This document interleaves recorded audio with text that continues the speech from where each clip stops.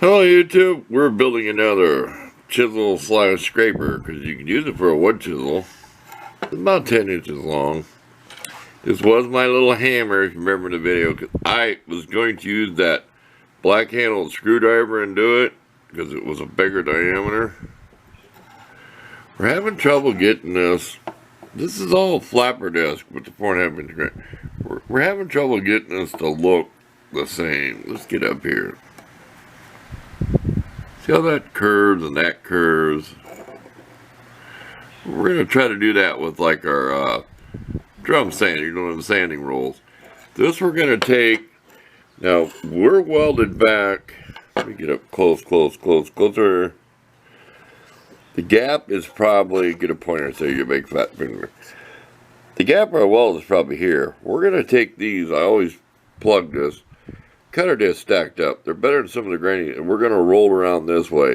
We don't want to get this smaller here to look weird. We want to be really careful. We just want to clean that up so that looks smooth. See how we got buried? We was brave getting that big old flapper disc in there. You'll never get the pits out. But see how this is four-sided? This is in here crooked. This goes downhill. It actually goes, which I figured that's better. Because I figured it out in my head there, and what I thought, that's better. If that goes downhill, that would make this go uphill this way. This way is pointing down that way a little bit. Because you know your naturally going this way. So I picked the best way. And so to lay flat, just four-sided. See, watch.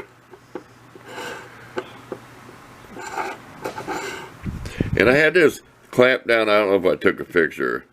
Had this clamp down and this clamp down with a pair of vice grips, small ones, so it wouldn't roll like it would on a clamp. Now I thought of putting about groove in a clamp so when you go around stuff. Useless information, but you know what I mean. Make something so when you hold something round. And this was up against a piece of steel. This was all clamped down on a little piece of flat steel I have. Before I even went to weld it. I took that out. Side, put on my vise to weld. So I did all that work here. So let's smooth this down and see what it looks like. So this is not a real long video. And I will have pictures of what this looked like before I chopped part of it off and everything. So you'll see what it was before. And we might repolish this. I don't know. Okay. We don't know how good the lighting is, but yeah, I'll go like this with these. But don't be afraid to go like this. Okay, to shape, and don't be afraid to do this either.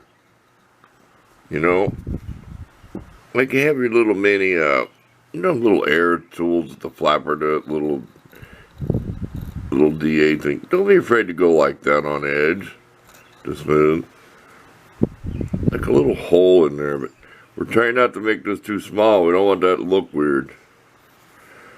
You know, it's just a tool. It ain't going to be perfect, but we're doing pretty good. Then we're going to go to something softer to kind of finish sanding it, like my sanding drum. But we're trying to get a shape to it. So it looks like it was made that way. So it don't look like this is welded to here. There, that's what I'm trying to say. You know what I mean. So, you see I went the crosshatch pattern in here? So don't be afraid to do this either. Go this way and go that way. You know, play with these, practice on something. These, like I say, these work better than them stones. I have a green stone, it's a little softer, I have some pink ones. If you got plenty of cutter discs, stack them up. Make sure the screw's long enough. Don't stick them in if you don't have any. This has got like an extra long screw, so. Back to work. I guess when we get done with this, before we put a little polish on it, we'll bring you back and show you what it looks like. I said, we're never going to get the pits out of it. Okay, a little more fine tuning. We're getting closer. We just need something softer so we quit eating into this, making that narrow. Now we're just going to try to smooth out the scratches. So stay tuned. Let's talk more work. Okay, can you see the crosshatch pattern? We got a brand new stone. We're going kind of at an angle. See how it's making it bevel? Don't go flat on. You're trying to dig the edge. Get in frame. Trying to use this very edge to get the pits out. And we've also went vertical. we also went this way. But our last finish is this way. Because if you go this way, you're going to dig divots up and down. This way, you're going to dig divots, you know what I mean, like a trough. This way is leveling it. To me, crosshatch.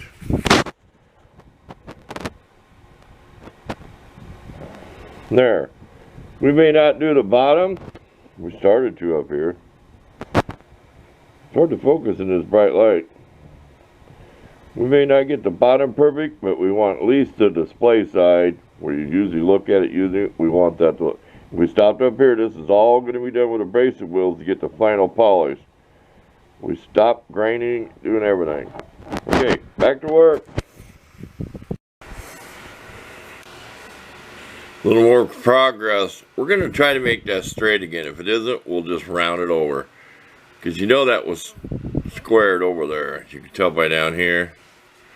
If we can't, we'll just round it over. Works pretty good going all directions. We don't know if we want to do this side or not. We'll see. Back to work again. This is taking me a while. Okay, we are done. We did polish that a little bit more.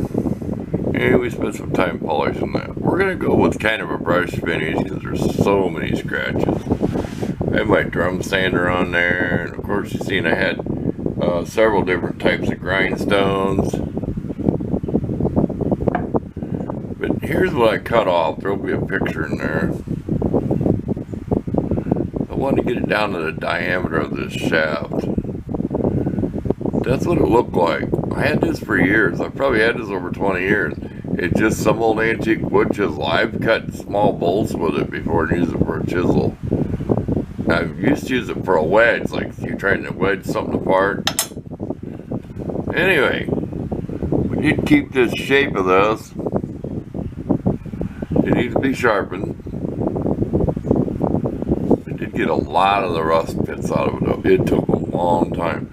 The best way I did it was X pattern, because if you go like this, you'll make little dips with your stone. If you go this way, you make little. So it's best to try to do a honing pattern to try to keep it flat. The most important part of this is this edge when you're working. So it's a tool. It does not have to be polished to a mere finish. But there you go. That did go in there pretty good. There's one little pinhole. I don't even know if you can see it. You probably can see it as I turn it around. I blended that pretty good. Okay, thanks for watching this episode. I made one of these scrapers and gave it away. Had a green SK handle on it. If you're subbed to me, you're probably subbed to the guy I gave it to. Had the big green handle. He scraped the paint off a Ford truck. There's a hint. Start looking, who am I sub to that's working on an old Ford pickup? There you go. About 10 inches long. My own little scraper. Probably the money shot. We're on here. We had enough of this. It is nice out after it rained though.